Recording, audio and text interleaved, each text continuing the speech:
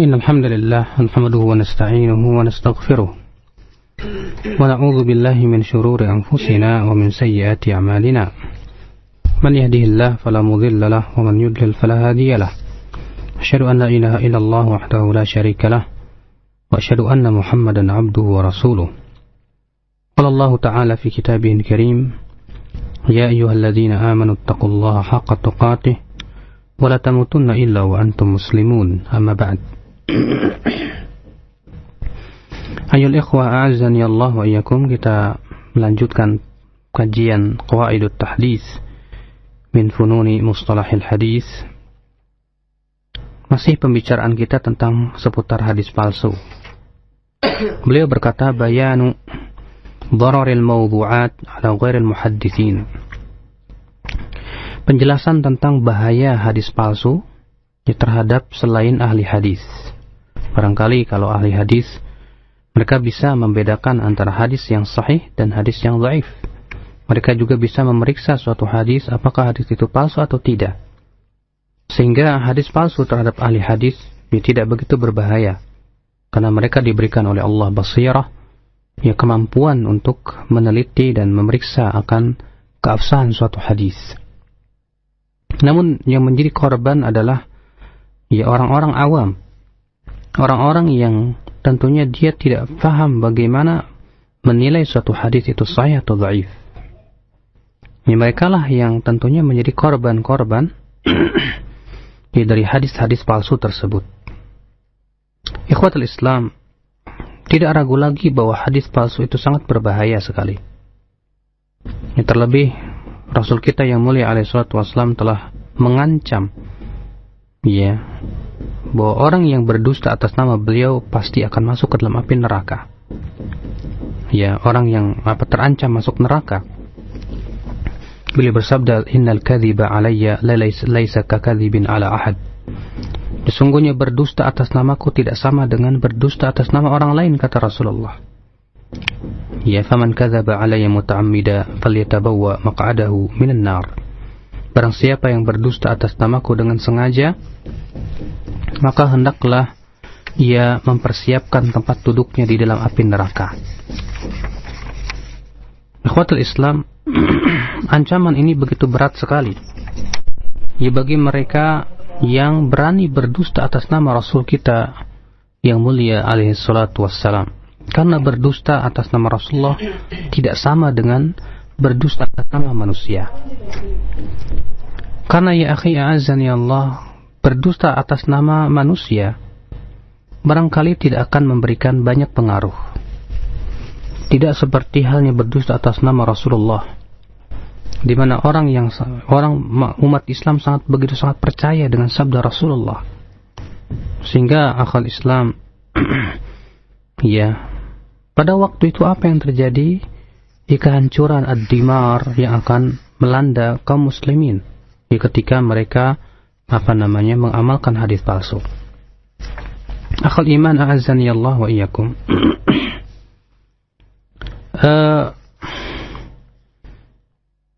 Orang-orang zindik sebagaimana telah kita sebutkan mengenai sebab munculnya hadis palsu. Di antara cara yang mereka gunakan untuk menghancurkan Islam adalah yaitu dengan cara ghazwul fikri, perang pemikiran. Nah, perang pemikiran itu diantaranya adalah dengan memalsukan hadis Rasulullah SAW. Sebagaimana telah kita sebutkan bahwa Hamad bin Zaid berkata, wadu'ati zanadiqah 14,000 hadisan. Orang-orang zindik telah memalsukan 14.000 hadis atas nama Rasulullah SAW. Suatu jumlah yang tidak sedikit. Apa tujuan orang-orang zindik itu memasukkan hadis? Untuk merusak akidah kaum muslimin, menghancurkan ibadah mereka, merusak agama mereka. Sehingga pada waktu itu kaum muslimin beramal dengan sesuatu yang tidak pernah dicontohkan oleh Rasulullah, tidak pernah disabdakan oleh Rasulullah SAW. Dan ini ternyata disadari oleh orang-orang Yahudi. Terutama dari kalangan orientalis Sebagaimana Dr. Mani Al-Juhani menyebutkan, ya, ketika menyebutkan hakikat mustasyriqin, yaitu orientalis, beliau mengatakan bahwa tujuan didirikannya orientalis diantaranya adalah menyebarkan hadis-hadis dhaif dan palsu ke tengah, ya, kaum muslimin. Ikhwatul Islam, Al-Imam Abu Abdillah Muhammad bin Al-Murtada Al-Yamani dalam kitabnya Itharul Haq, ia berkata, wa min anwa'iz ziyadah fid din al-kadhibu fihi 'amdan. Wa hadha al-fan yadhurru man lam yakun min a'immatil hadithi was-siyar wat-tawarikh. Wa la yatawaqqaf 'ala naqdihim fihi. Di antara macam-macam tambahan terhadap agama, yaitu berdusta, ya, dalam agama secara sengaja. Dan ini, kata beliau, sangat berbahaya buat mereka yang tidak faham atau bukan ahli hadis, bukan ahli sejarah. Orang-orang awam yang tidak faham tentang ilmu hadis, ya. Karena orang awam itu, kata beliau, tidak mampu untuk mengkritik atau mengkritisi suatu hadis. Bihaitsu la yufarriq baina ma yatawatar 'inda ahli at-tahqiq wa baina ma yuzawwiruhu ghairuhum.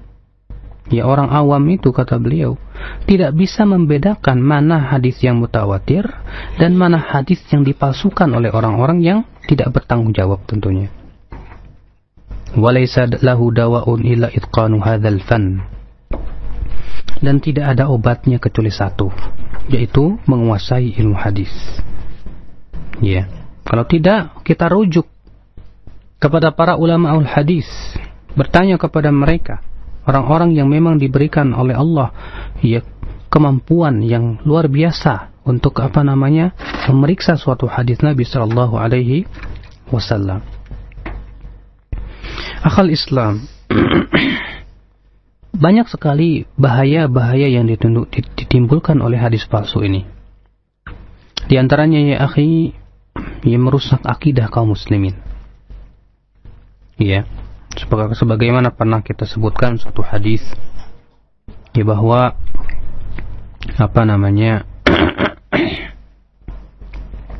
ada orang zindik membuat hadis Allah menciptakan kuda, lalu kemudian Allah menyuruh kuda itu berlari dan berlari, lalu ia berkeringat, lalu Allah menciptakan dirinya dari keringat kuda. Subhanallah, ya, luar biasa. Ini penghinaan besar terhadap, ya, umat Islam. Bagaimana Allah menciptakan dirinya dari keringat kuda. Keyakinan yang sangat batil tentunya. Ya, demikian pula orang-orang yang begitu memuja atau percaya dengan batu-batu, apalagi disebut dengan batu-batu keramat lah, atau batu-batu yang punya petuah. Ya, berdasarkan hadis katanya al-hajar idza ahsanta dhanna ilaih nafa'aka. Batu, ya, kalau kamu berhusnudzon, berbaik sangka kepada batu, niscaya batu bisa memberikan manfaat kepada kamu. Akhirnya apa? Orang, ya, yang penting berbaik sangka, berkeyakinan kepada batu, itu akan bermanfaat. Padahal batu tidak bisa memberikan manfaat, tidak bisa memberikan mudarat. Akhirnya apa, ya akhi? Gara-gara hadis palsu muncul kesyirikan. Demikian pula, ya, hadis-hadis tentang tawassul dengan zat Rasulullah. Semuanya hadis-hadisnya tidak lepas dari kelemahan, ya, atau dengan kedudukan Rasulullah. Hadisnya palsu. Seperti hadis man yatawassalu bijahi fa inna jahi 'indallahi 'azim. Bertawassullah dengan kedudukanku, karena sesungguhnya kedudukanku di sisi Allah agung. La syak, memang tidak ragu lagi kedudukan Rasulullah sangat agung. Akan tetapi hadis ini dinyatakan kepalsuannya oleh banyak para ulama hadis. Nah, ya akhi, ya. Jadi hadis palsu ini yang merusak Islam, sangat merusak, ya, akidah kaum muslimin. Yang kedua, merusak ibadah kaum muslimin. Jadi mana akhirnya kaum muslimin beribadah dengan sesuatu yang tidak pernah dicontohkan oleh Rasulullah sallallahu alaihi wasallam.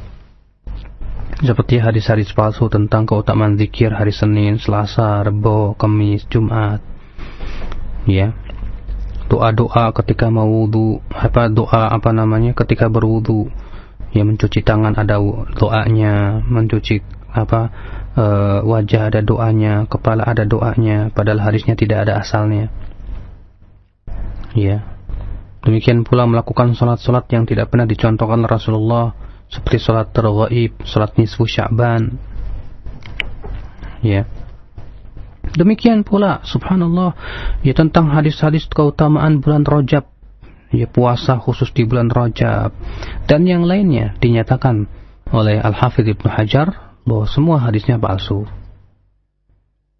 Nah, itu pun yang merusak ibadah kaum muslimin. Sehingga kaum muslimin disibukkan dengan sesuatu yang sama sekali tidak berdasarkan ya hadis yang sahih. Berpaling dari hadis yang sahih, disibukkan dengan hadis-hadis yang palsu. Nasallallahu as-salamata wal afiyah. Demikian pula ya akhi, merusak akhlak kaum muslimin. Ya, di mana hadis palsu pun berusaha untuk melegalkan maksiat. Sebuah contoh misalnya disebutkan dalam hadis palsu, ya, bahwa 3 perkara yang bisa memperkuat mata. Yang pertama melihat air mengalir, yang kedua melihat sesuatu yang hijau, dan yang ketiga katanya melihat wajah yang cantik. Ya. Jelas ini melegalkan kemaksiatan. Akhirnya laki-laki bebas memandang wanita yang cantik. Ya, wanita juga bebas memandang lelaki yang ganteng berdasarkan hadis palsu ini. Ikhwatul Islam, a'azzani Allah wa iyyakum. Demikian pula hadis palsu itu merusak pemikiran. Ini seperti hadis yang sering dibawakan oleh para aktivis. Ya, ikhtilafu ummati rahmah. Perselisihan umatku itu katanya rahmat. Padahal hadis itu kata Ibnu Hazm, hadzal hadis batilun sanadan wa matna. Hadis ini batil secara sanad maupun matan. Adapun secara sanad kata beliau, karena hadis ini tidak pernah ditemukan dalam kitab-kitab hadis manapun juga. Yang kedua, matannya pun batil. Kenapa? Karena kalau perselisihan umat itu rahmat, tentu persatuannya azab. Na'udzubillah. Ikhwatul Islam. Ya, seperti ini akhirnya menjadikan pemikiran rusak, seakan perpecahan itu sesuatu yang rahmat. Ya, padahal kita semua tahu ya akhi, yang namanya musyawarah itu pasti untuk mencari kata mufakat. Kalau perselisihan rahmat, tentu ya jangan cari mufakat, cari perselisihan katanya, karena itu rahmat. Subhanallah. Ikhwatul Islam, a'azzani Allah wa iyyakum. Ya. Nah, demikian ya akhi, hadis palsu atau hadis yang tidak ada asalnya, atau hadis yang sangat dhaif dan hadis yang dhaif, itu memang ya akhi merusak Islam dan kaum muslimin. Memunculkan berbagai macam bid'ah, memunculkan ya pemahaman-pemahaman yang tidak benar. Ya. Menjadikan akhirnya terkadang kaum muslimin itu malas untuk beribadah kepada Allah Subhanahu wa taala. Ikhwatul Islam, a'azzani Allah. Maka dari itulah kenapa para ulama begitu sangat ya kokoh atau kekeh sekali ya untuk membela hadis Nabi sallallahu alaihi wasallam, terutama menjelaskan hadis-hadis yang palsu. Karena memang itu termasuk berdusta atas nama Rasulullah sallallahu alaihi wasallam. Akhal Islam, a'azzani Allah wa iyyakum.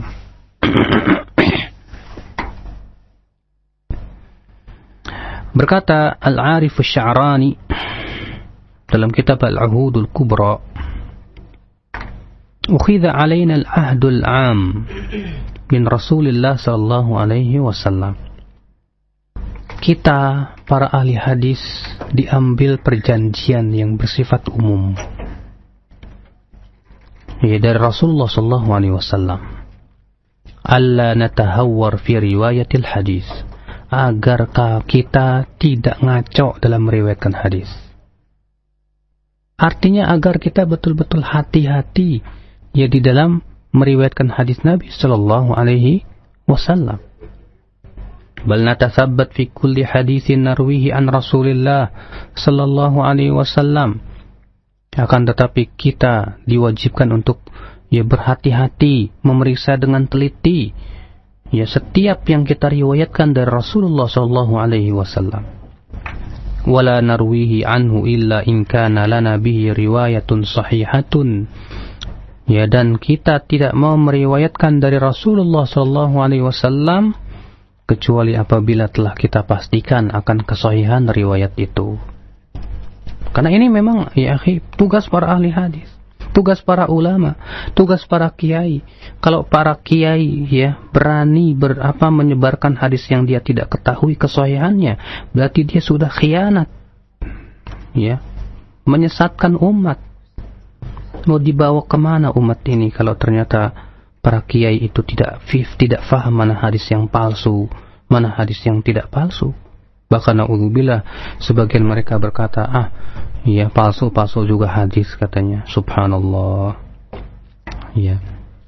Beliau juga berkata, wa'lam ya akhi, ketahuilah wahai saudaraku, anna aktsara man yaqa'u fi khiyanati hadzal 'ahdi al-mutasawwifah alladzina la qadama lahum fit tariq. Bahwa kebanyakan orang yang jatuh dalam pengkhianatan ini, pengkhianatan terhadap perjanjian ini, adalah orang-orang tasawuf. Kembali orang tasawuf.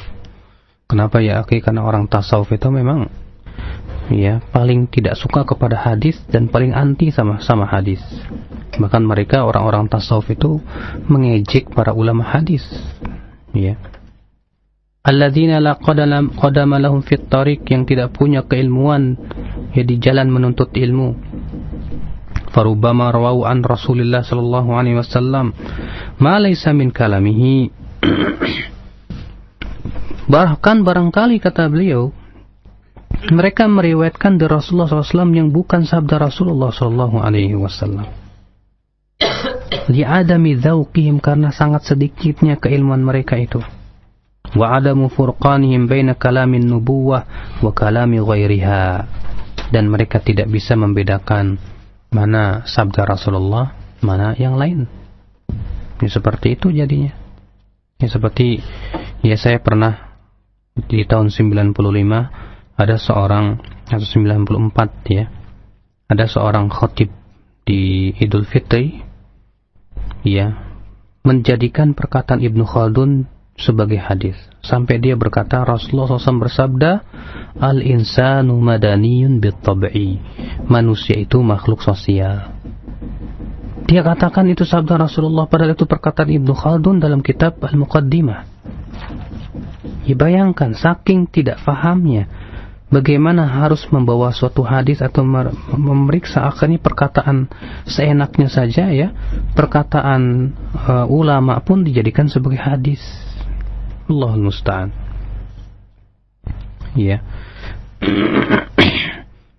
Ikhwatul Islam, a'azani Allah wa iyyakum. Maka dari itu tiada lain kewajiban kita adalah berusaha memperdalam ilmu hadis Nabi sallallahu alaihi wasallam. Maka dari itu, sebagaimana saya sudah sebutkan tadi juga perkataan Al-Imam Abu Abdullah Muhammad bin Al-Murtadha Al-Yamani, bahwa obatnya adalah dengan mempelajari ilmu ini. Dan beliau berkata, wa huwa ilmun sa'bun yahtaju ila tulil muddah wa ma'rifati ulumil hadis. Memang ia ilmu yang cukup sulit, karena butuh kepada tahunan, waktu yang cukup panjang kata beliau, dan pengetahuan yang dalam terhadap ilmu hadis. Wa adamul ajalah bid-da'wa, dan jangan tergesa-gesa ngaku-ngaku saya ini ilmu hadis, saya ahli hadis, padahal pengetahuan tentang hadis sangat sedikit sekali. Akhul Islam, a'azzani Allah wa iyyakum. Kemudian beliau berkata, hal yumkin ma'rifatul mawdu' bi dhabitin min ghairi nadharin fi sanadihi? Mungkinkah mengetahui suatu hadis itu palsu dengan patokan tanpa melihat sanadnya? Mungkin nggak ya? Al-Imam Syamsuddin Ibn Qayyim Al-Jauziyah ditanya, hal yumkin ma'rifatul haditsil mawdu' bidhabitin min ghairi an yunzar fi sanadi? Mungkinkah mengetahui hadis palsu ya dengan suatu patokan tanpa melihat sanadnya, tanpa memeriksa sanadnya? Maka beliau berkata, hadza su'alun 'azimul qadri. Ini pertanyaan yang agung sekali. Wa innama ya'rifu dzalika man tadhalla'a fi ma'rifati as-sunanis sahihah wa khulitat bi lahmihi wa damihi wa sara lahu fiha malakatun wa ikhtisasun syadidun bi ma'rifati as-sunanil wal athar. Orang yang bisa mengetahui suatu hadis yang sahih, hadis itu palsu atau tidak, dengan tanpa melihat dan memeriksa sanadnya, hanyalah orang-orang yang sudah sangat betul-betul mendalam pengetahuannya tentang sunnah-sunnah yang sahihah, di mana hadis itu sudah betul-betul menjadi darah dagingnya, sehingga saking dia itu seringnya bergumul dengan hadis, dia bisa merasakan zauk, dia punya zauk, indra yang bisa merasakan ini sabda Rasulullah atau bukan. Saking saking terbiasanya. Seperti orang kalau sudah biasa dengan uang, tanpa harus melihat ke alatnya aja udah kelihatan, udah paham dia, oh ini palsu. Saking saking sudah terbiasanya seperti itu.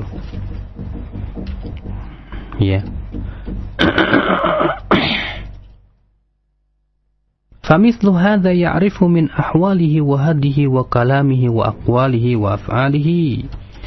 Orang seperti ini biasanya betul-betul paham tentang keadaan Rasulullah, petunjuknya, sabdanya, perbuatannya.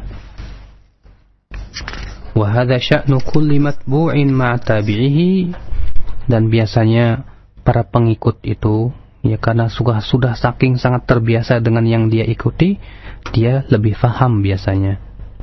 Kalau ada murid, lama dia berguru sama gurunya, dia ikuti gurunya, dia pun juga fanatik kepada gurunya, dia bisa membedakan, loh ini perkataan gurunya, gaya kalimat gurunya dia paham, dia paham gaya kalimat gurunya, bisa membedakan ini perkataan gurunya atau bukan.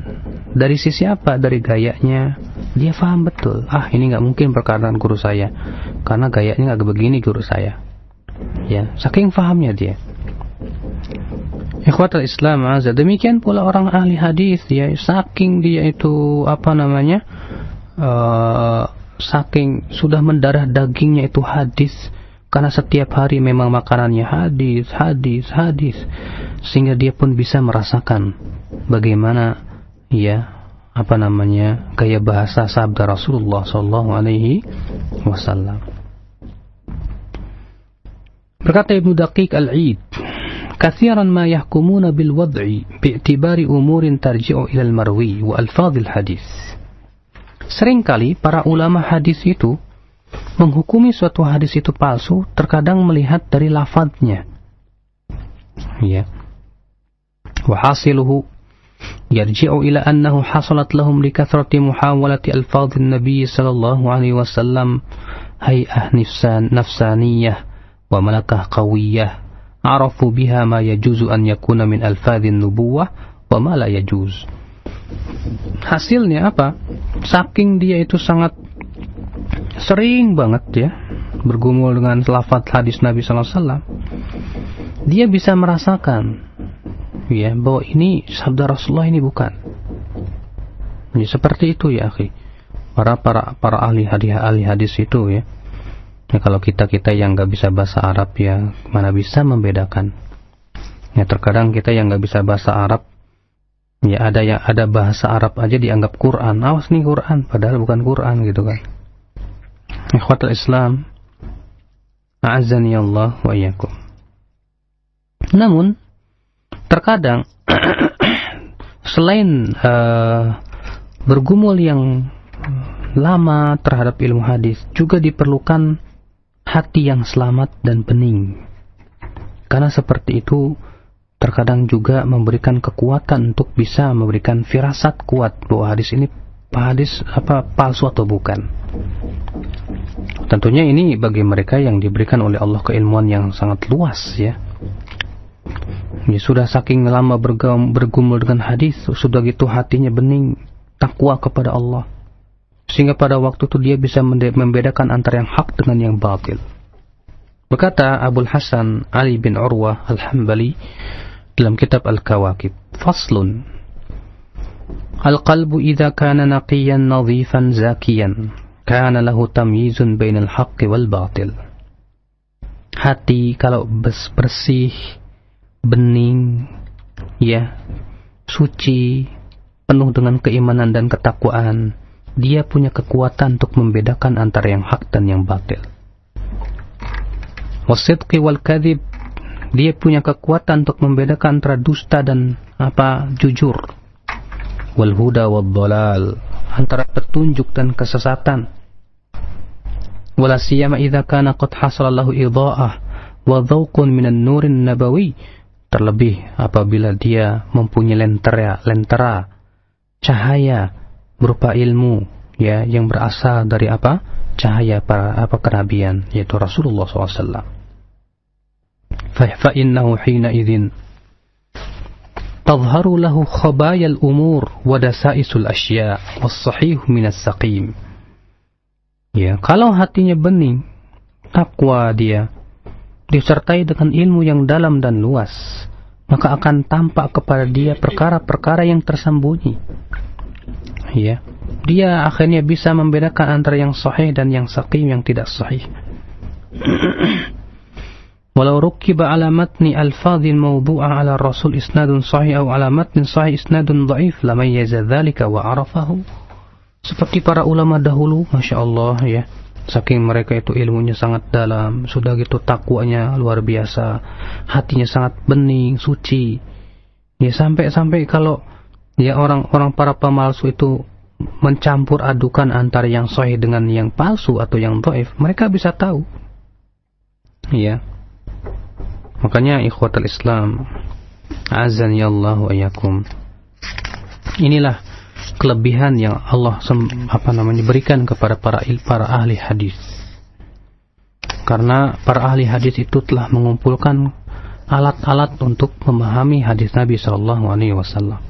Ketakwaan, kebeningan hati, kesucian hati, ya, keimanan dan kedalaman ilmu. Dan demikian pula mereka begitu sudah sangat kental, mendarah daging ya hadis itu bagi mereka lah tentunya ya yang bisa merasakan akan adanya keanehan atau kejanggalan dalam hadis Nabi sallallahu alaihi wasallam. Ikhwatul Islam, a'azzani Allah wa iyyakum.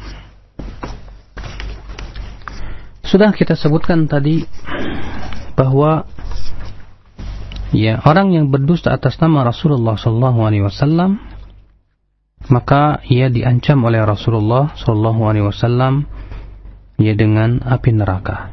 Man kadzaba alayya muta'ammida falyatabawwa maq'adahu minan nar. Barang siapa yang berdusta atas namaku dengan sengaja, kata Rasulullah, maka hendaklah ia menempatkan atau menduduki tempat duduknya dalam api neraka. Ya.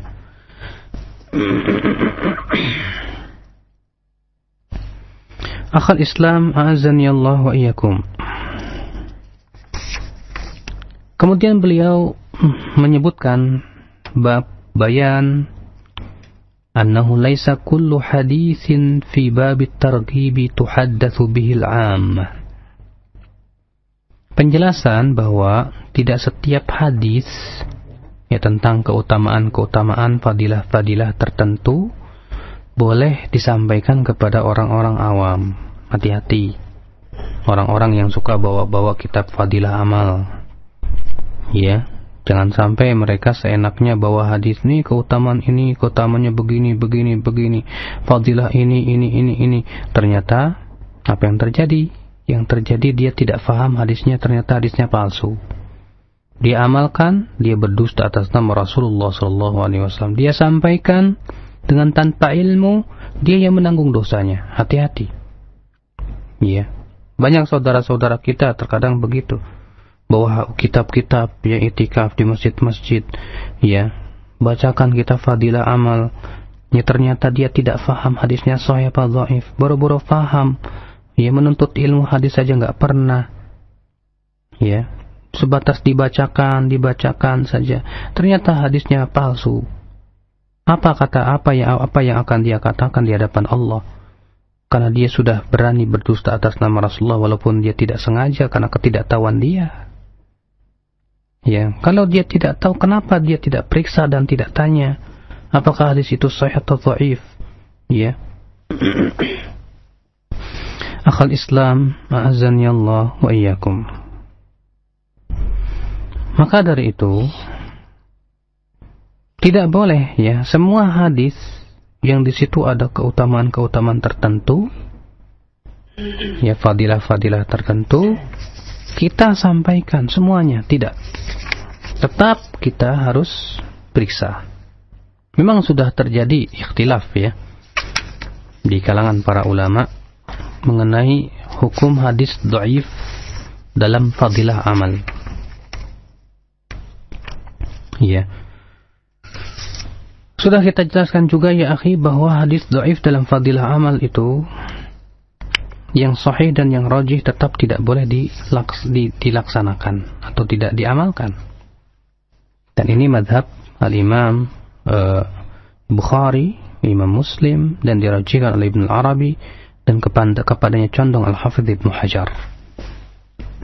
Karena beliau berkata, sebetulnya kata beliau tidak ada perbedaan antara fadilah amal dengan hukum. Kenapa? Idh kullu dzalika syar'un, karena semuanya itu pensyariatan. Ya. Maka dari itu, ya akhi, azani Allah wa iyyakum, sudah menjadi kewajiban bagi kita, ya, untuk mengenal hadis ini sahih atau hadis ini tidak sahih. Agar, kenapa ya akhi? Agar kita selamat, ya, selamat dari apa? Berdusta atas nama Rasulullah sallallahu alaihi wasallam. Taib ya akhi, barangkali ini yang bisa saya sampaikan pada siang hari ini, dan insyaallah kita lanjutkan lagi pembahasan, ya, kita kepada bab yang lain daripada ilmu hadis, yaitu al-jarhu wa ta'dil, yang beliau insyaallah akan masukkan dalam bab yang kelima. Naam. Baik, jazakallahu khair, dan pendengar yang dirahmati Allah Subhanahu wa taala, demikian penjelasan yang disampaikan Al-Ustaz Badrul Salam hafizahullah taala berkenaan dengan seputar permasalahan hadis maudhu atau hadis dhaif. Dan kami berikan kesempatan bagi para pendengar untuk bertanya secara langsung di line telepon 0218236543. Dan untuk pertanyaan pesan singkat Anda bisa sampaikan di 0819896543. Dan kami berharap pertanyaan sesuai dengan pembahasan atau materi yang dikaji pada kesempatan siang hari ini. Baik, Ustaz, kita angkat teleponnya pertama. Halo. Assalamualaikum. Waalaikumsalam warahmatullahi. Dengan siapa di mana? Yono, Ustaz. Mau nanya, Ustaz. Silakan, Pak. Saya membaca hadis ini. 2 rakaat dengan bersorban adalah lebih baik daripada 70 rakaat tanpa bersorban. Itu hadisnya sahih atau enggak, Ustaz, ya? Itu saja, Pak. Itu sama kadang-kadang sorban di gelung di leher itu ada hadisnya enggak, Ustaz? Iya. Biasa dipakai orang ustaz-ustaz di sana itu. Itu saja, Pak, ya? Iya, Assalamualaikum. Assalamualaikum warahmatullahi wabarakatuh. Pak, hadis itu dinyatakan oleh Ibnu Jauzi, ya, dan seingat saya juga Imam Ibn al-Arraq dan Tanzihus Syari'atil Marfu'ah sebagai hadis palsu. Ya, makanya dari itu Dr. Umar Fallata dalam kitab beliau Al-Wad'a fil Hadis menyebutkan bahwa semua hadis yang menyebutkan tentang keutamaan sorban itu tidak lepas dari palsu atau sangat dhaif, sehingga ya bisa kita pastikan bahwa hadis adalah hadis yang palsu. Kemudian adapun memakai sorban, ya, memang di zaman Rasulullah SAW dahulu sorban itu, ya, Rasulullah menyuruh para sahabat memakai sorban itu sifatnya muhannak, itu dililitkan ke rahang. Kenapa? Di zaman Rasulullah SAW itu untuk menyelisihi orang-orang Yahudi, di mana orang-orang Yahudi di zaman Rasulullah SAW pun memakai sorban, tapi mereka sebatas dililitkan di kepala saja. Namun kemudian di zaman Imam Ahmad bin Hanbal, ketika orang-orang Yahudi sudah tidak lagi memakai sorban, bahkan di zaman sekarang pun juga orang-orang Yahudi sudah tidak memakai sorban, maka pada waktu itu ya tidak apa-apa, tidak perlu dililitkan ke ke rahang pun tidak apa-apa. Adapun yang dililitkan di leher, ya, apa boleh atau tidak apa, tidak ada larangannya. Yang jelas Rasulullah SAW menyebutkan bahwa isbal itu pada izar, ya, lengan dan sorban. Dan kalau kita lihat bagaimana tata cara memakai sorbannya Rasulullah, ya, kita lihat Rasulullah SAW kalau memakai sorban itu buntutnya hanya sampai sepundak Rasulullah, tidak panjang. Biasanya yang dililit ke leher tuh karena ya saking panjangnya, ya, padahal ya buntut daripada sorban Rasulullah itu hanya sampai ke pundaknya saja. Itu yang sunnah. Allahu a'lam. Baik, jazakallahu khair. Dan demikian Pak Kiono yang bertanya, kita berikan kesempatan kembali yang kedua di line telepon 0218236543. Silakan. Halo. Halo. Iya, assalamualaikum. Salam. Dengan siapa Pak, di mana? Pandu di Lokasi Harapan Indah. Silakan. Halo. Iya, mohon maaf dikecilkan radio monitornya Pak, ada feedback, dan diulangi kembali, silakan. Oke, halo, langsung. Iya. Saya mau masalah hadis, ya.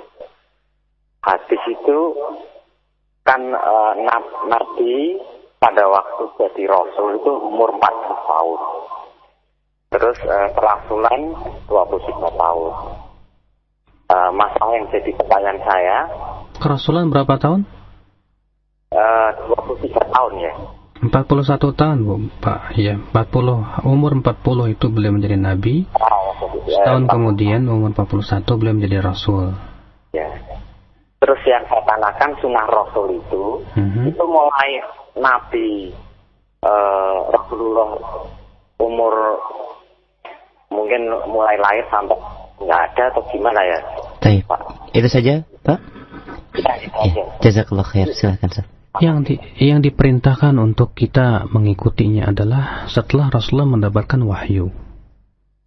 Ya, karena setelah beliau mendapatkan wahyu, maka Rasulullah SAW diperintahkan untuk menyampaikan syariat dan risalah. Itu yang diperintahkan kita untuk mengikutinya. Adapun sebelum menjadi nabi tidak ada perintah untuk kita mengikuti gaya ataupun tata cara, ya, seperti yang dilakukan Rasulullah, seperti misalnya bersemedi di Gua Hira, ya. Karena setelah Rasulullah SAW menjadi nabi dan rasul, beliau tidak pernah lagi, ya, bersemedi di Gua Hira. Tidak pula para sahabat melakukan, tidak pula para tabi'in. Kalau itu baik, tentu mereka sudah melakukannya. Ya. Nah, ini yang yang kita harus perhatikan, ya. Jadi yang diperintahkan oleh Allah untuk kita mengikuti Rasulullah adalah setelah beliau menjadi seorang rasul, ya, setelah diwahyukan kepada beliau, dan Rasulullah pun telah menyampaikan Islam secara sempurna. Nah, jazakallahu khair, dan kita masih berikan kesempatan kembali di line telepon. Silakan bagi Anda yang ingin bertanya di 0218236543. Halo. Ya, assalamualaikum. Baik, silakan. Assalamualaikum. Kami berikan kesempatan kembali, dan sebelumnya akan kami angkat pertanyaan dari pesan singkat. Ustaz, ya. Assalamualaikum warahmatullahi wabarakatuh. Ustaz, ada salah satu hadis yang dikeluarkan oleh Al-Imam Bukhari dan didhaifkan oleh Syekh Albani. Apakah ini benar, dan kalau benar hadis yang berkaitan dengan apa Ustaz dari Hafiz di Lampung? Sebelum Syekh Albani rahimahullah adalah Al-Imam Ad-Darqutni dalam kitab beliau At-Tatabbur, yang kemudian ditahqiq atau ditakhrij oleh Syekh Muqbil menjadi kitab Al-Ilzamat wa Tatabbur, di mana hadis Bukhari dan Muslim dikritik oleh Imam Ad-Darqutni hampir 200 lebih hadis, yang kebanyakannya, kata Al-Hafidh Ibnu Hajar dalam Fathul Bari, ya yang benar adalah pendapat Bukhari, walaupun ada beberapa hadis yang memang Imam Ad-Darqutni benar, ya, dan itu yang kemudian didhaifkan juga oleh Syekh Albani rahimahullah. Jadi Syekh Albani tidak sendirian dalam masalah ini, sudah ada ulama yang mendahuluinya. Ada sekitar 4 hadis kalau tidak salah, tapi saya lupa ya hadis mana saja. Yang jelas ini bukan sebuah cacat, ya, karena seseorang yang mengumpulkan hadis sampai 4.000 sampai lebih, ternyata dari 4.000 atau dari 6.000 hadis yang cacat cuma 4. Ini luar biasa, ya, karena manusia tidak lepas dari kesalahan. Maka dari itu karena Imam Bukhari manusia biasa juga, memang sudah terjadi ittifaq para ulama untuk menerima ya hadis-hadis dalam Sahih Bukhari dan Muslim. Akan tetapi tentunya penelitian secara ilmiah itu yang harus kita kedepankan. Kalau memang ternyata secara ilmiah ya dari ilmu hadis dan ilmu mustalah, ilmu sanad menyatakan kepada hal itu, maka kita terima. Adapun tentang hadis-hadisnya, ya mungkin saya merujuk lagi, insyaallah. Nah. Baik, jazakallahu khair. Dan kami berikan kesempatan kembali, silakan bagi Anda yang ingin bertanya secara langsung di line telepon 0218236543. Halo. Oh ya. Assalamualaikum. Waalaikumsalam warahmatullahi. Dengan siapa Pak? Di mana? Dengan Pak Karno, Pak. Di mana Pak Karno?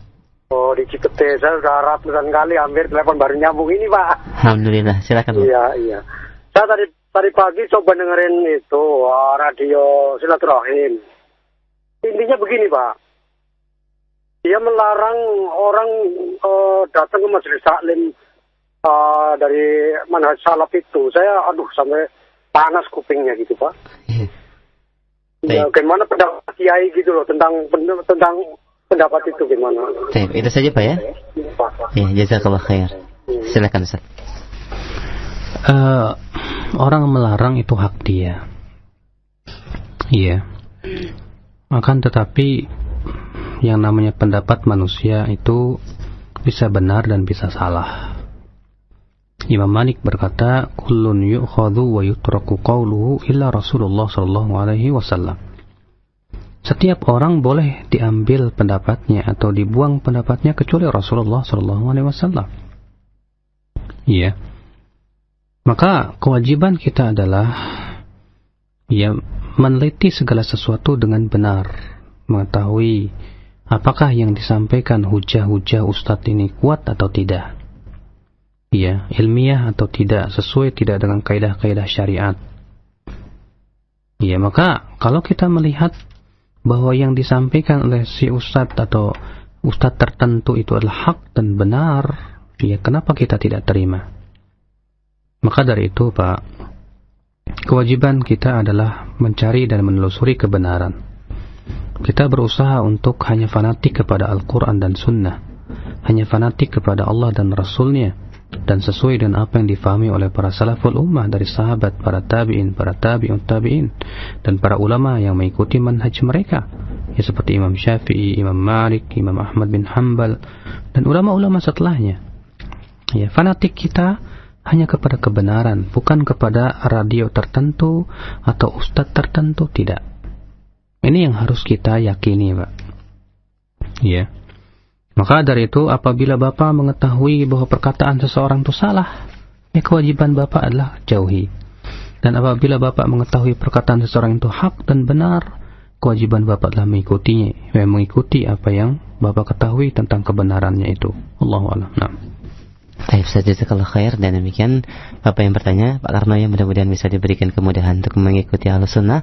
Dan kami berikan kesempatan di line telepon 0218236543.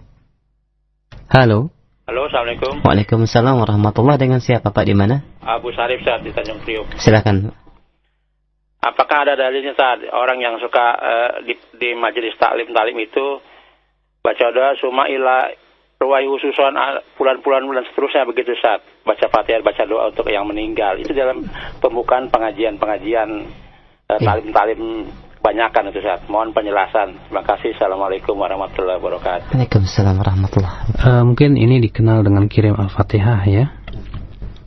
Hadis yang dijadikan dalil oleh mereka yaitu Al-Fatihah lima quri'at laha adalah hadis yang palsu. Ya.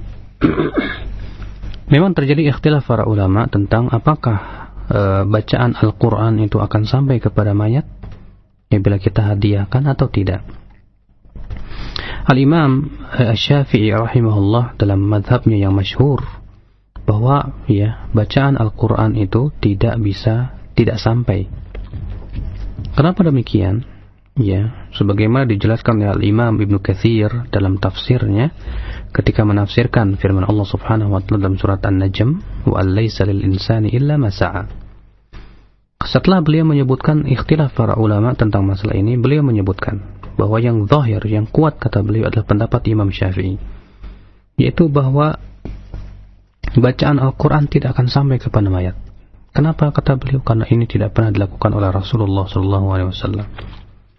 Berapa banyak Rasulullah ziarah kubur, tapi tidak pernah kita mendengar Rasulullah kirim Al-Fatihah atau kirim bacaan Al-Quran. Berapa banyak para sahabat yang meninggal, tidak pernah kita dengar bahwa Rasulullah SAW ya mengirimkan Al-Fatihah untuk mereka. Bahkan ketika Aisyah radhiyallahu anha ya bertanya kepada Rasulullah, ya Rasulullah, kalau saya mau berziarah kubur, ya ma'akul, apa yang harus saya ucapkan? Beliau hanya mengajarkan doa masuk kuburan. Ya, assalamualaikum ya ahlad diyar minal muslimin wal mu'minin wa inna insyaallah bikum lahiqun. Nasallallahu lana wa lakumul afiyah. Rasulullah tidak pernah mengajarkan kepada Aisyah bacakan, hadiahkan Quran untuk mereka. Ya. Tidak pula kata Al-Hafidz Ibnu Katsir para sahabat melakukannya, walaupun ada riwayat dari Ibnu Umar namun sanadnya dhaif karena padanya perawi yang majhul yang bernama Abdurrahman bin Al-Ala bin Al-Lajlaj, ya perawi yang majhul, ya sehingga tidak sahih. Tidak pernah pula dilakukan oleh para tabi'in. Lalu beliau berkata, "Lau kana khairan la sabaquna ilaih." Kalaulah itu baik, tentu mereka akan sudah mendahuluinya kepada kebaikan ini. Ya. Sementara Imam Ahmad berpendapat boleh sampai. Yaitu dalilnya kias, mengkiaskan kepada pahala sedekah, puasa, ya haji. Karena seseorang kalau bersedekah untuk mayat sampai, karena ada hadisnya memang. Disebutkan di antaranya hadis bahwa seorang sahabat berkata kepada Rasulullah, ya Rasulullah, ya inna ummi iftalatat, ibuku mati mendadak. Wa adhunnu annaha law takallamat latasaddaqat. Saya yakin kalau ibuku masih bisa bicara, ia akan bersedekah. Ya fa'atasaddaqu anha, bolehkah aku bersedekah untuk ibuku ya Rasulullah? Kata Rasulullah, boleh. Ya. Nah, kemudian dikiaskan kalau sedekah adalah ibadah, baca Quran pun ibadah, boleh dihadiahkan. Namun Al-Imam Ibnu Katsir membantah bahwa kias dalam masalah ibadah tidak berlaku. Sebab kalau kias itu benar, tentu Rasulullah SAW sudah menghadiahkan bacaan Quran untuk mayat. Demikian pula para sahabat, demikian pula para tabi'in. Tapi ternyata ketika kita tidak pernah mendengar bahwa mereka itu melakukannya, tampak dengan jelas bahwa berbeda antara ini dan itu. Maka dari itu yang sahih dan yang rajih adalah pendapat Imam Syafi'i bahwasannya mengirim bacaan Al-Quran kepada mayat itu tidak sampai. Ya, Allahu a'lam. Nah. Baik, jazakallahu khair. Dan kemudian kami angkat beberapa pertanyaan dari pesan singkat yang sudah cukup banyak masuk. Di antaranya Ummu Fajar yang bertanya, Surat Yasin yang dibacakan kepada mayit adalah periwayatan hadisnya dhaif. Lalu bacaan atau adakah tata cara khusus dan dari sunnah Rasulullah yang bisa kita lakukan ketika kita menunggu mayit untuk dikuburkan, dan apakah ada sunnah yang khusus untuk mereka? Terus jawabannya jazakallahu khair.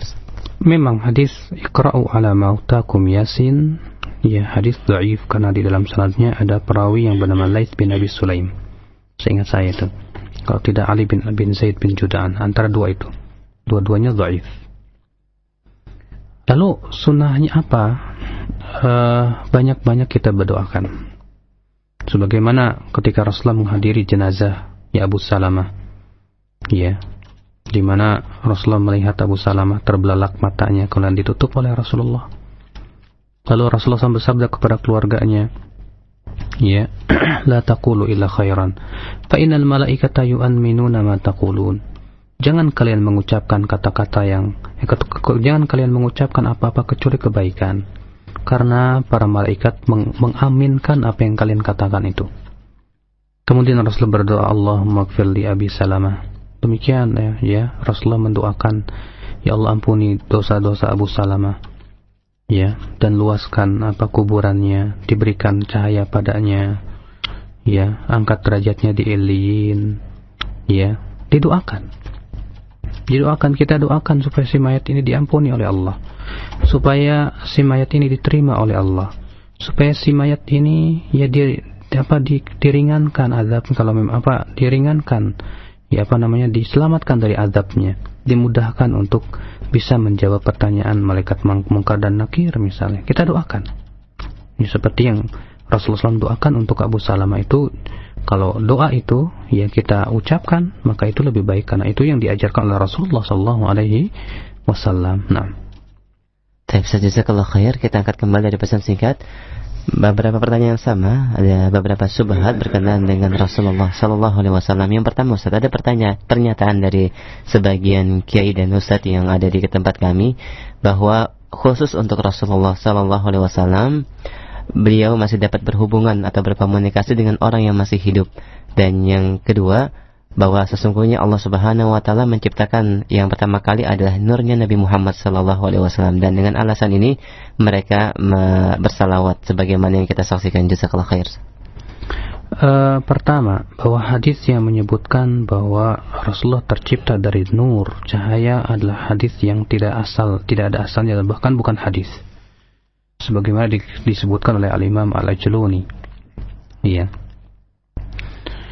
Yang kedua, bahwa pernyataan bahwa Rasulullah masih bisa berhubungan dengan orang yang masih hidup adalah pernyataan yang tidak berdalil, karena masalah yang gaib ya harus berdasarkan dalil. Adapun tentang bahwa salawat itu disampaikan kepada Rasulullah, maka ada dua keadaan. Keadaan yang pertama, kita bersalawat di sisi kuburan Rasulullah, maka disebutkan dalam hadis, ya, siapa saja yang bersalawat kepadaku, kata Rasulullah, raddallahu alayya ruhi, Allah akan mengembalikan rohku kepada tubuhku, hatta arudda alaihi salam, sampai aku yang menjawab salamnya.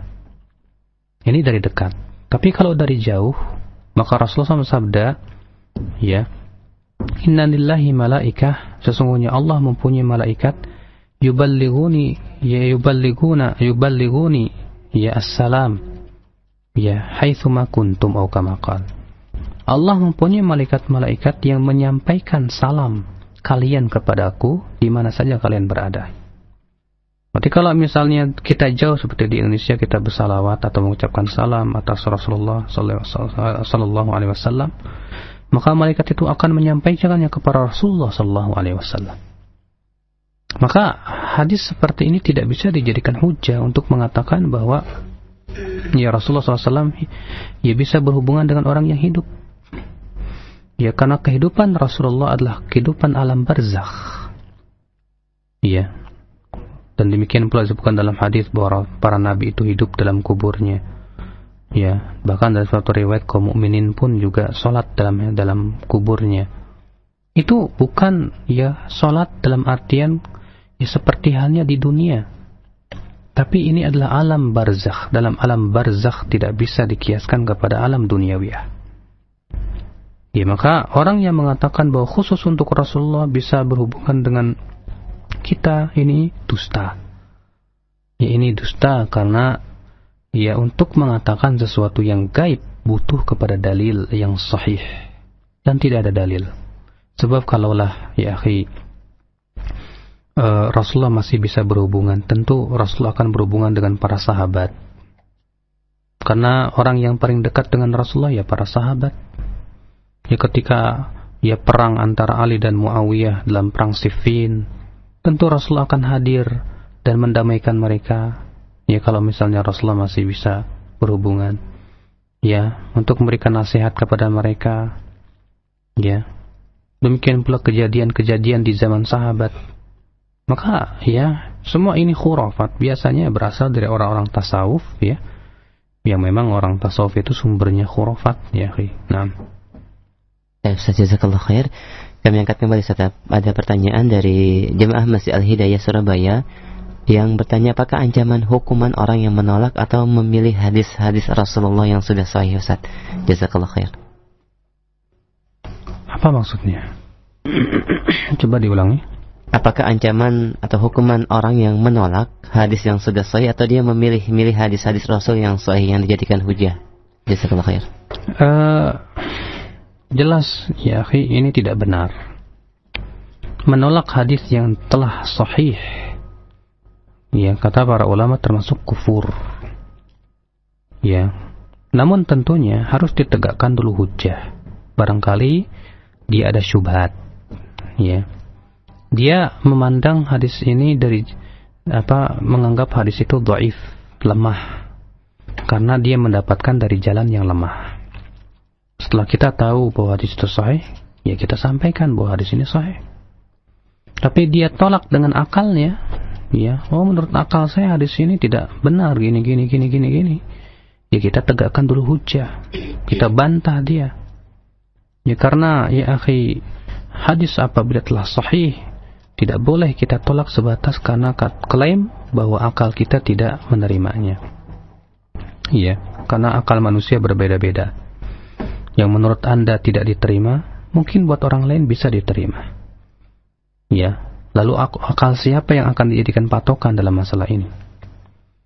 Nah ini, ya kalau ada orang yang menolak suatu hadis yang telah sahih, kita lihat kenapa dia. Adakah syubhat yang menghampiri dirinya sehingga harus kita hilangkan atau tidak?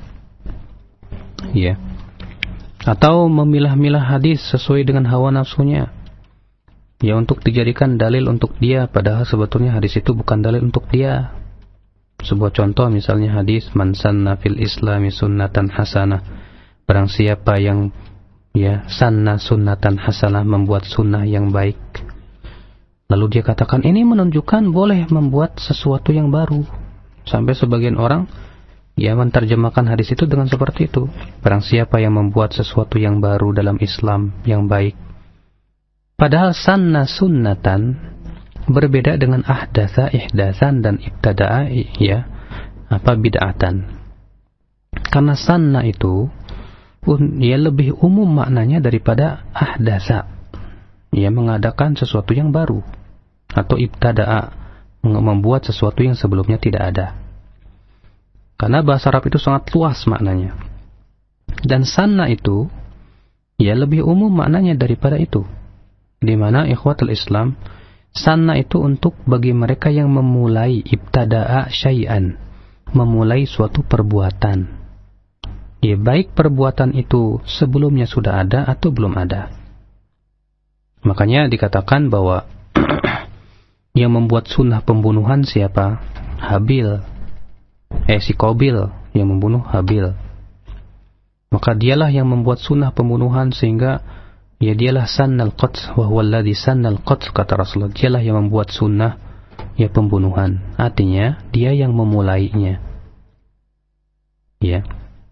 Sedangkan hadis ini kita lihat secara kronologisnya bahwa ketika itu ada beberapa orang dari Banu Mudhar datang ya dalam keadaan mengenaskan, kemudian Rasulullah menyuruh mereka untuk bersedekah, para sahabat untuk disuruhnya.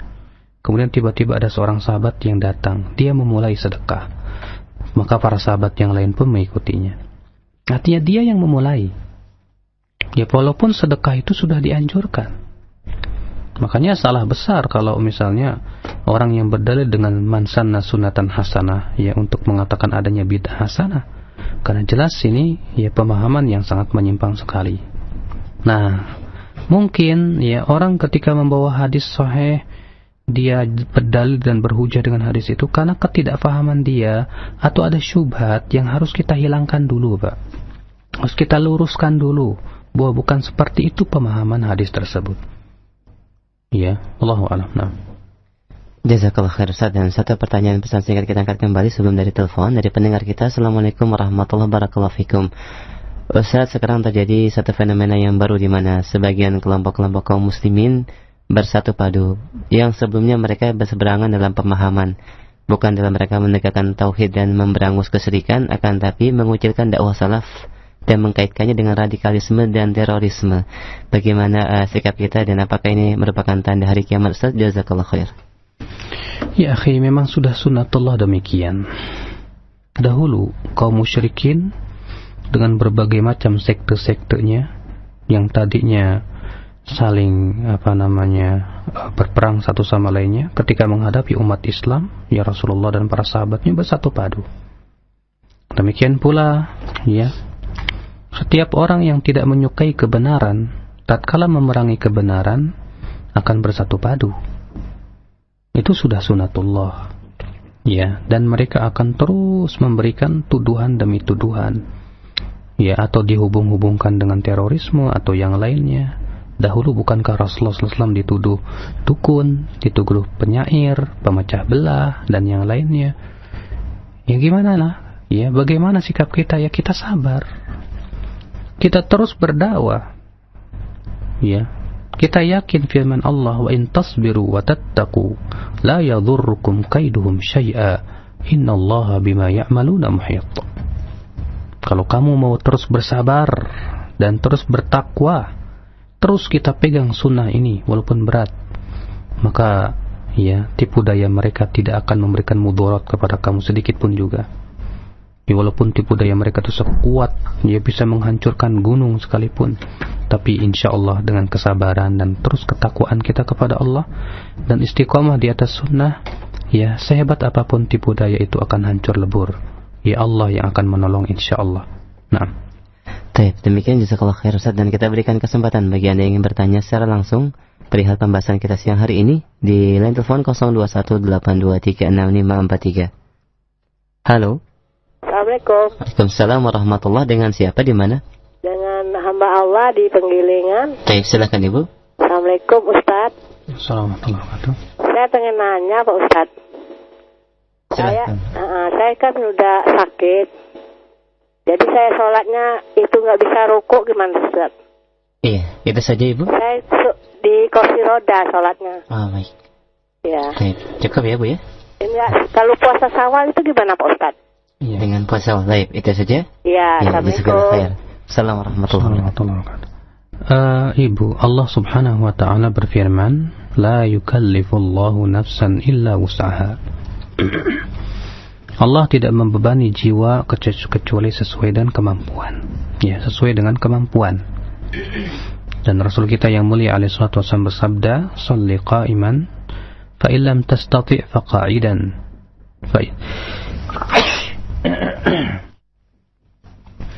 Fa illam tastati' fa qa'idan, fa qa'idan, fa illam tastati' fa 'ala jambin.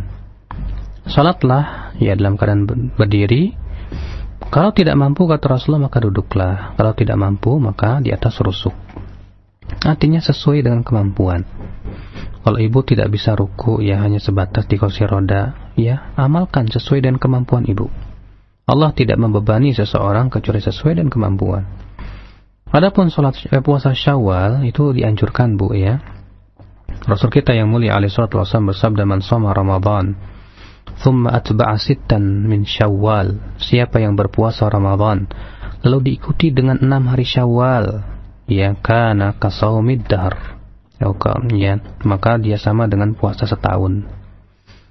Ya, hadis itu sahih di Bukhari Muslim. Dan pendapat jumhur bahwasanya puasa 6 hari Syawal itu hukumnya sunnah. Nah, Baik, jazakallah khair. Dan demikian Ibu, kita berikan kesempatan kembali di line telepon 0218236543. Halo. Assalamualaikum. Waalaikumsalam warahmatullahi. Dengan siapa? Dengan Bu Lilis Depok. Silahkan Ibu. Ini Ustaz, saya ada masalah Ustaz. Pertama, saya ada selisih dengan tetangga. Tetangga itu pun Muslim, mualaf Ustaz. Dan yang kedua yang ketiga dia yatim. Dia itu udah memutus tali silaturahmi dengan saya. Gimana sifat saya Ustaz? Tiga-tiga itu merupakan cobaan yang berat buat saya Ustaz. Karena dia mualaf, terus yatim dan juga persis tetangga saya. Gimana caranya saya menangani itu Ustaz? Itu aja Pak Ustaz. Makasih. Assalamualaikum. Waalaikumsalam warahmatullahi. Kaidah yang harus kita pahami Ibu adalah jangan membalas keburukan dengan keburukan. Iya. Disebutkan dalam hadis yang dikeluarkan oleh Muslim dan disebutkan oleh Imam Nawawi dalam kitab Riyadhus Shalihin bahwa ada seorang laki-laki datang kepada Rasulullah SAW dan berkata, "Wahai Rasulullah, aku punya saudara. Ya. Wasinu ilaihim wa yusi'una ilayya.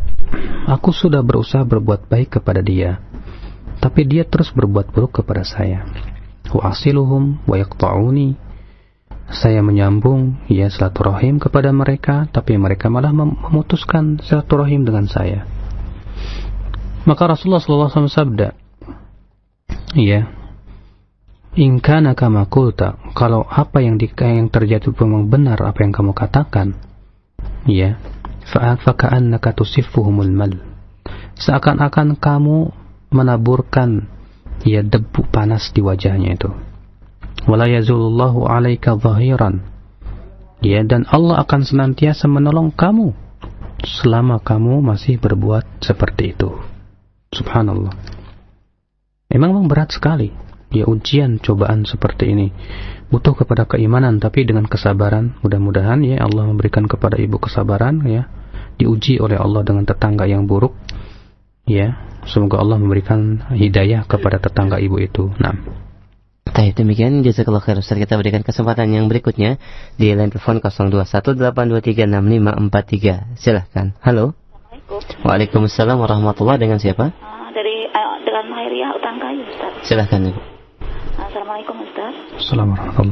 Gini Ustaz, Ana pernah mendengar hadis ini, entah hadis entah bukan Ustaz, dari seorang sufi ya. Ini jika kau melakukan sholat dengan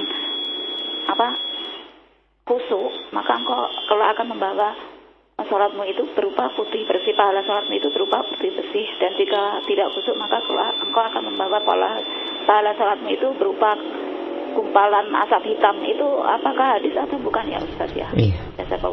Waalaikumsalam warahmatullahi wabarakatuh. Itu bukan hadis Bu, itu khurafat orang sufi. Pertama Bu, bahwa khusyuk itu memang sebuah kewajiban, tapi itu bukan pembatal sholat. Orang yang tidak khusyuk di dalam sholatnya tidak dikatakan berdosa, tapi sebatas mengurangi pahalanya saja. Makanya disebutkan dalam hadis, innar rajul la yansarifu min salatihi falam yuktab illa thuluthuhu wa rubu'uhu wa khumusuhu wa sudusuhu wa subu'uhu wa thumunuhu wa tusu'uhu wa ushuruhu. Kata Rasulullah, seseorang selesai sholat ternyata tidak ditulis dari pahala kecuali 1/3 atau 1/4 atau 1/5, 1/6, 1/7, 1/8, 1/9, 1/10. Bahkan ada yang subhanallah selesai sholat nggak dapat pahala sama sekali. Nah ini jadi kekhusyuan itu bukan suatu perkara yang sifatnya membatalkan wudu, membatalkan sholat, apalagi kalau dicatat itu sebagai sebuah dosa. Allahu a'lam. Baik, kita berikan kesempatan kembali. Silakan bagi Anda yang ingin bertanya di line telepon 0218236543. Halo. Halo, Assalamualaikum. Waalaikumsalam warahmatullahi. Dengan siapa di mana? Dengan Ummu Lina di Kota Legenda. Silakan Ibu. Ini Ustaz mau tanya. Ini ada hadis yang bunyinya ini, Aisyah radhiyallahu an berkata, 2 rakaat yang tidak pernah ditinggalkan oleh Rasulullah SAW, baik sembunyi-sembunyi maupun terang-terangan, yaitu 2 rakaat sebelum sholat subuh dan 2 rakaat sesudah sholat asar. Itu hadisnya dari sini, dari hadis Bukhari, dan yang ingin saya tanyakan itu 2 rakaat sesudah sholat asar itu apa ya Ustaz ya? Iya, itu saja Bu. Baik. Waalaikumsalam warahmatullahi wabarakatuh. Saya lupa, hadis itu pernah saya baca, cuma saya lupa penjelasan para ulama tentang itu. Insyaallah nanti saya rujuk lagi Bu ya. Nah. Baik, nanti kita akan bahas kembali Bu, mudah-mudahan pada pekan yang akan datang. Kami berikan kesempatan yang lain, silakan di 0218236543. Halo. Halo, Assalamualaikum. Waalaikumsalam warahmatullahi. Dengan siapa? Ini dengan Umu Eman dari Baso, Pak Ustaz. Dari Baso, daerah mana Bu? Sumbar. Sumatera Barat. Baik, silakan. Iya. Assalamualaikum Ustaz. Assalamualaikum warahmatullahi. Saya ingin menanyakan ini. Saya kan udah lama nih dengar Radio Roja ini Ustaz. Dan alhamdulillah banyak sekali apa tuh hikmah yang saya ambil dari radio ini Ustaz. Jadi saya ini sudah berkeluarga. Dan tamatan sekolah saya hanya tamat sanawiyah. Jadi saya ingin belajar memperdalami Al-Quran Sunnah Rasul ini Ustaz. Bagaimana caranya Ustaz ya? Iya. Gitu aja Ustaz. Baik, Ibu dengar lewat radio atau streaming Bu? Dari satelit. Baik, alhamdulillah. Jazakallahu khair Ibu. Iya, terima kasih Ustaz. Silakan. Waalaikumsalam warahmatullahi wabarakatuh. Semoga Allah Subhanahu wa taala memberikan kepada Ibu ya semangat terus untuk menuntut ilmu Allah dan diberikan istiqamah di atas ya kebaikan.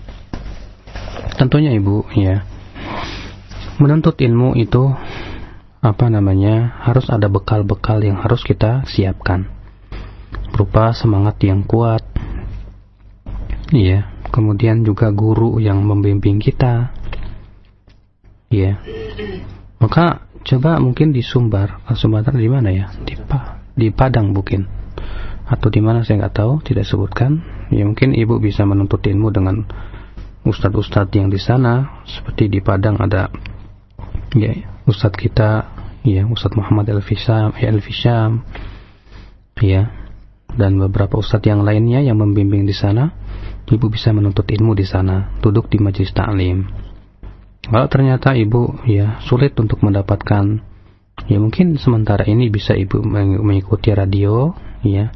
Demikian juga membaca kitab-kitab, VCD dan yang lainnya. Mudah-mudahan ya itu semua bermanfaat untuk Ibu dan semakin menambah wawasan dan keilmuan Ibu itu. Nah. Baik, jazakallah khair. Dan kita angkat sebelumnya dari pesan singkat sebelum dari telepon. Ada Bapak Dede di Pulau Asem, Pulau Gadung. Betul, ada orang yang mengatakan bahwa pakai celak hitam di mata itu sunnah. Apakah ini benar dan riwayat siapakah hadisnya? Kemudian yang kedua, sejarah penggunaan tasbih Ustaz. Jika penggunaannya di luar setelah sholat sebagai pembantu menghitung zikir, apakah ini tetap dilarang? Jazakallah khair. Celak itu dalam satu riwayat yang dihasan oleh Syekh Al-Albani rahimahullah, kalau tidak salah riwayat Abu Daud ya, biasanya Rasulullah pakai ketika mau tidur ya, 2 di kanan, 3 di kiri ya. Itu dilakukan Rasulullah SAW. Bahkan dalam satu riwayat yang sahih juga Rasulullah SAW menyebutkan bahwa ismit, celak yang berasal dari ismit, batu ismit itu yujlil basar, memperkuat pandangan ya mata, dan wayumbitu sya'ar, dan menumbuhkan bulu mata. Maka ya itu bagus Pak ya, ada riwayatnya yang sahih, hadisnya yang sahih dalam masalah ini. Adapun tentang masalah tadi yang kedua, pelarangan penggunaan tasbih, apakah tetap dilarang di luar sholat? Tasbih ya telah dijelaskan oleh seorang ulama yang bernama Dr. Bakar Abu Zaid dalam kitab beliau As-Subhah ya, sejarahnya. Beliau menyatakan bahwa tasbih atau subhah itu adalah termasuk perkara yang diada-adakan. Adapun riwayat-riwayat yang menyebutkan bahwa sebagian sahabat ada yang menghitung dengan kerikil dan yang lainnya, beliau menyatakan bahwa semua riwayat itu dhaifah, tidak ada yang sahihah ya, terlebih dari Rasulullah SAW. Maka karena itu perkara yang tidak disyariatkan. Sementara kita lihat adanya hadis-hadis yang menganjurkan atau perbuatan Rasulullah SAW yang bertasbih dengan tangannya. Ya, kalau kita lihat Rasulullah SAW ya menghitung tasbih setelah salat itu dengan jarinya, yaitu terutama dengan jari tangan kanannya dalam satu riwayat yang sahih. Maka dari itu ya, dengan tangan itu lebih utama karena itu yang dilakukan oleh Rasulullah. Demikian pula itu yang dilakukan oleh para sahabat Rasulullah sallallahu alaihi wasallam. Nah, baik, demikian Bapak yang bertanya mudah-mudahan bisa difahami dan kami berikan kesempatan kembali di line telepon 0218236543. Halo, Assalamualaikum. Waalaikumsalam warahmatullahi wabarakatuh. Baik, dengan siapa Pak, di mana? Dengan Jaka di Cibitung. Silahkan Pak Jaka. Nah, ini Ustaz, Ana mau nanya, apakah di mazhab Syafi'i, kitab Mustalahul Hadis apa yang terkenal di mazhab Syafi'i? Kenapa para kiai tidak ada yang mempelajari atau lalai? Syukran Ustaz. Iya. Assalamualaikum warahmatullahi wabarakatuh. Waalaikumsalam warahmatullahi wabarakatuh. Pak, kalau pelajaran mustalah hadis itu tidak berbeda satu mazhab dengan mazhab lain. Memang ada perbedaan antara sedikit perbedaan antara mustalah hadis menurut para fuqaha dengan mustalah hadis menurut para ahli ilmu hadis. Itu saja. Adapun mustalah hadis menurut mazhab Syafi'i atau Maliki itu tidak ada.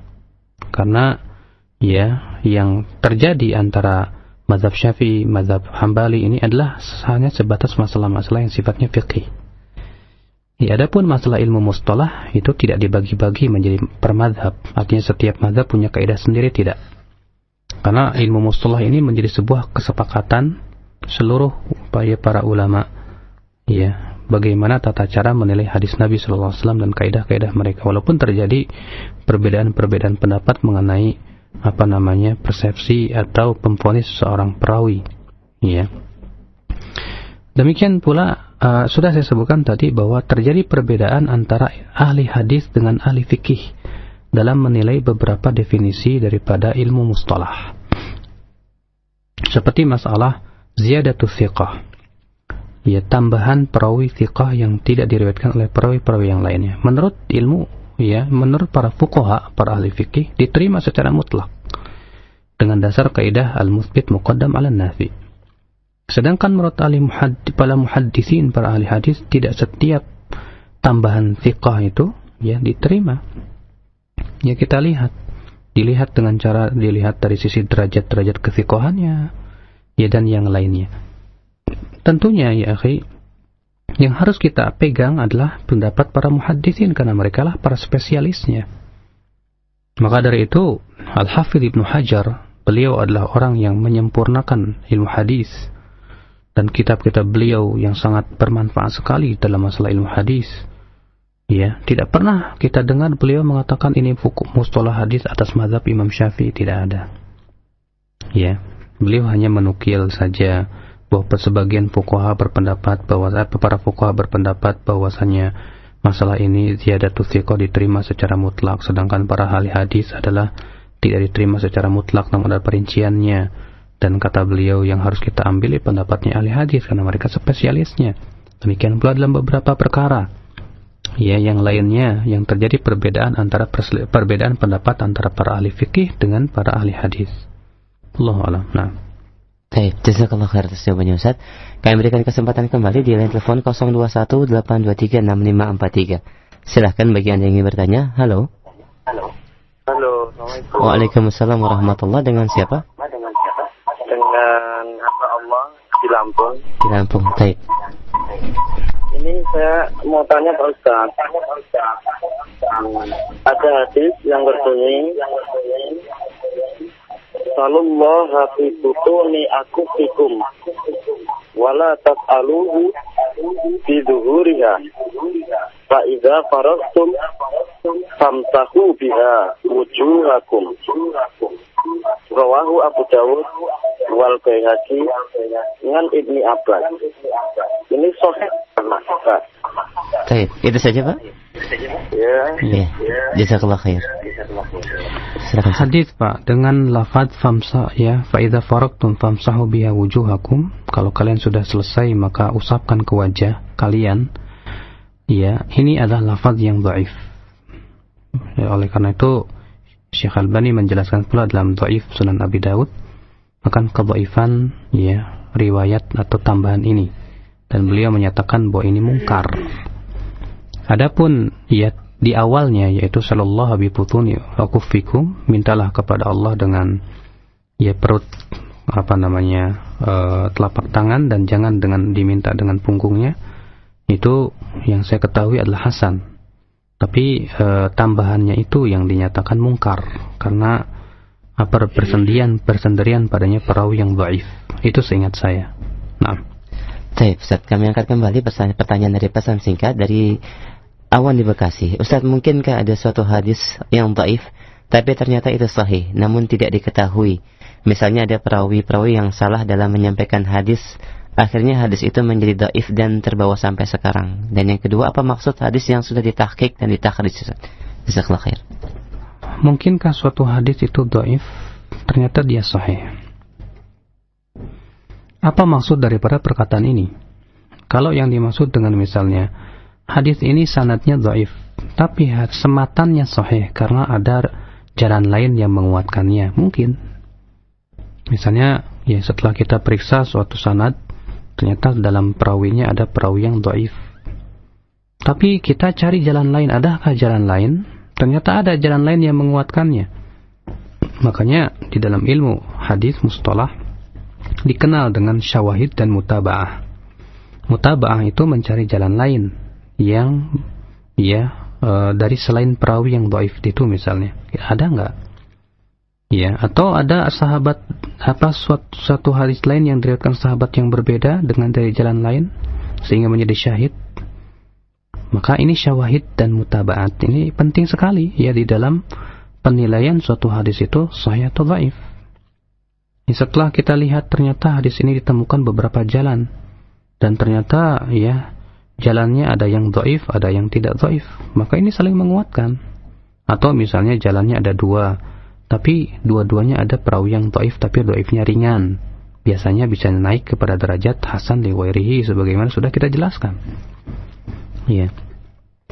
Tapi kalau misalnya maksudnya hadisnya misalnya perawinya dhaif, ya, kemudian terbawa sampai sekarang, ya, ternyata diperiwayatkan oleh perawi yang dhaif itu, kita katakan justru karena dia perawi dhaif kita hukumi sanad hadis itu adalah dhaif. Kalau ternyata tidak ada sanad lain dan tidak ada syawahid yang menguatkannya, ya, dan si perawi tersebut bersendirian dalam meriwayatkan hadis tersebut, ya kita nyatakan hadis itu dhaif. Cuma yang harus kita pahami ya, bahwa hadis dhaif itu berbeda dengan hadis palsu. Hadis dhaif adalah hadis yang di dalam sanadnya ada perawi yang dhaif atau sanadnya terputus. Nah, seorang perawi yang dhaif ya, bisa saja memang benar periwayatannya. Tapi masalahnya kata-kata bisa saja benar ya, tidak bisa menguatkan perkataan bisa saja salah juga. Kenapa? Karena kata para ulama, perawi yang dhaif ya, ada kemungkinan salah dan kemungkinan benarnya sama kuat. Nah, ini biasanya kalau antara sisi salah dan sisi benarnya sama kuat disebut oleh para ulama sayyi'ul hifdz, ya, buruk hafalan. Ya. Nah, sesuatu yang sifatnya seimbang antara salah dan benarnya ini namanya menghasilkan keraguan. Sesuatu yang meragukan tidak bisa kita pastikan bahwa itu adalah sesuatu yang benar. Dan Rasul kita yang mulia alaihi wasallam bersabda, "Da'ma yaribuka ila ma la yaribuk." Tinggalkan yang meragukan kepada yang tidak meragukan. Berarti setiap yang meragukan harus kita tinggalkan. Nah, hadis dhaif ini kalau ternyata dhaifnya ringan karena ada perawi yang buruk hafalannya misalnya dan tidak ada ya jalan lain yang menguatkan atau syawahid ya, maka kita nyatakan hadis itu dhaif.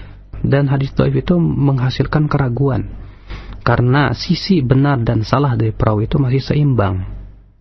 sehingga menghasilkan sesuatu yang sifatnya meragukan. Dan sesuatu yang meragukan, ya tentu sudah kita ketahui tidak bisa menghasilkan kepastian. Ya, Allahu a'lam. Berkaitan dengan takhrij dan ta'rif. Takhrij adalah amaliyah, usaha untuk yang pertama ya mencari hadis ini diriwayatkan oleh siapa saja. Setelah itu ya mencari jalan-jalan dan mutabaah dan syawahid dan memeriksa perawi-perawinya. Setelah itu bisa kita nyatakan apakah hadis ini sahih atau dhaif. Itu amaliyah takhrij ya. Walaupun sebagian orang ada yang memahami takhrij hanya sebatas mencari ke buku-buku mana saja adanya hadis tersebut. Sebetulnya itu kurang. Ya, takhrij itu lebih luas dari itu. Ya. Adapun tahqiq adalah dari kata haqqaqa yuhaqqiqu tahqiqan, artinya betul-betul meneliti ya untuk melihat mana yang ya perkataan yang betul-betul bisa kita uji kebenarannya. Ya, ditahqiq, betul-betul ditahqiq. Apa namanya itu? Ya, bahasa Indonesia mungkin nggak ada ya. Allahu a'lam. Baik, jazakallahu khair. Dan kita angkat kembali pertanyaan dari pesan singkat. Ustaz, bagaimanakah menanggapi subhat sebagian dai yang mengatakan bahwa ulama mutaqaddimin atau salafiyin mereka faqih akan tapi mereka tidak mengetahui, tidak a'lam, afqah akan tapi tidak a'lam. Adapun ulama mutaakhirin mereka afqah wa a'lam, mereka lebih mengetahui dan lebih memahami permasalahan. Bagaimana saja jazakallahu khair? Perkataan ini ya sangat bertentangan dengan hadis-hadis Nabi sallallahu alaihi wasallam dan pernyataan para ulama. Adapun hadis Nabi kita yang mulia alaihi salatu wassalam bersabda, "La ya'ti zamanun illa wa ba'dahu syarrun minhu." Tidaklah datang suatu zaman kecuali zaman setelahnya ya lebih buruk daripada zaman sebelumnya. Berkata Abdullah bin Mas'ud menafsirkan hadis ini, bukan yang dimaksud hadis ini khalifah setelahnya lebih buruk daripada khalifah sebelumnya. Akan tetapi yang dimaksud hadis ini, kata beliau, ilmu itu semakin berkurang. Artinya, ya, zaman setelahnya lebih buruk ilmunya daripada zaman sebelumnya. Berarti zaman kita lebih sedikit lebih buruk ilmunya daripada zaman sebelum kita. Demikian terus kalau mentoknya kepada para sahabat, berarti para sahabat yang paling baik ilmunya berdasarkan hadis ini. Demikian pula hadis Nabi SAW yang disahihkan oleh Syekh Al-Albani rahimahullah, "Innakum asbahtum fi zamanin katsirin ya fuqaha'uhu qalilin ya khutaba'uhu." Sesungguhnya kalian berada di suatu zaman yang banyak ya orang-orang yang faqihnya, sedikit orang ya para penceramahnya. Nanti akan datang, kata Rasulullah, ya zaman yang sedikit orang faqihnya dan banyak orang para penceramahnya. Masya Allah, ya, itu menunjukkan bahwa zaman semakin datang, semakin kemari, semakin ya sedikit ilmu itu. Bahkan Rasul kita yang mulia menyebutkan bahwa di antara tanda hari kiamat apa? Ya, yaitu ilmu akan diangkat, kebodohan akan merajalela. Makanya ini menunjukkan nas-nas ini, ya hadis-hadis ini menunjukkan bahwa semakin kemari itu semakin ke belakang itu justru semakin sedikit ilmunya. Bagaimana akan dikatakan bahwasannya ya ulama mutaakhirin lebih faqih dan lebih a'lam daripada para sahabat? Subhanallah. Ya, para sahabat yang Al-Quran diturunkan dengan bahasa mereka dan Rasulullah berbicara dengan bahasa mereka, para sahabat langsung melihat praktek ya kehidupan Rasulullah sehari-hari, bagaimana tata cara sholat, bagaimana ibadah dan yang lainnya. Masa orang yang menyaksikan lebih sedikit ilmunya dibandingkan dengan orang yang terakhir? Ya, akal siapa yang mengatakan demikian? Ya akhi, azani Allah wa iyyakum. Maka dari itu, ya perkataan ini sebetulnya hanya sebatas untuk dijadikan tameng, untuk tidak mau rujuk kepada ulama salaf. Padahal, ya subhanallah, musibah yang besar ya. Coba tanya di zaman sekarang, ada nggak kiai yang hafalannya seperti Imam Bukhari, Imam Muslim, Imam Abu Daud, Tirmizi, Nasai? Atau ulama belakangan yang hafalannya seperti Imam Syafi'i, Imam Ahmad, imam yang Masya Allah hafalannya luar biasa. Tidak ada. Ya, justru salafun as-salih hum a'lam wa afqah wa ahkam wa aslam. Mereka adalah orang yang paling berilmu, paling faqih, ya, paling selamat jalannya dan paling bijak di dalam beragama. Ya, akan tetapi orang-orang yang berkata seperti itu menunjukkan ketidaksukaan terhadap ya kaum salafun as-salih. Ya, para ulama yang telah dipuji oleh Allah dan Rasulnya, terutama generasi yang dimuliakan, ya, generasi sahabat, tabi'in dan tabi'ut tabi'in. Baik, saya kira cukup. Mudah-mudahan apa yang saya sampaikan ini bermanfaat, ya. Subhanakallah wa bihamdika asyhadu an la ilaha illa anta astaghfiruka wa atubu ilaik. Wassalamualaikum warahmatullahi wabarakatuh.